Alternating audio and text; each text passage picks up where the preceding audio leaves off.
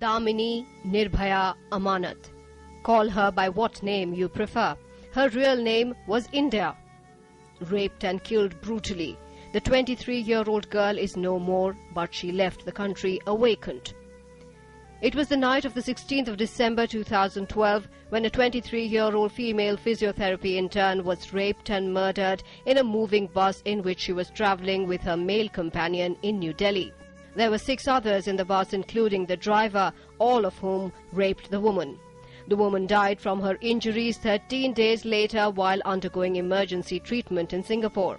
The nation became one in mourning the death of her braveheart daughter. Prime Minister Dr. Manmohan Singh and Congress President Sonia Gandhi, besides eminent personalities cutting across professions and party lines, expressed shock and outrage at the incident. In one voice, everyone sought justice for their daughter and resolved not to let her sacrifice go waste.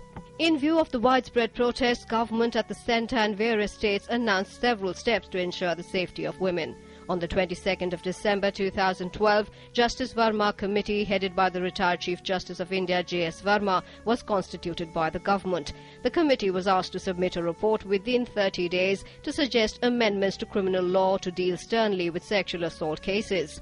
Major suggestions of the report included the need to review AFSPA in conflict areas, maximum punishment for rape as life imprisonment and not death penalty, and to clear ambiguity over control of Delhi police besides others.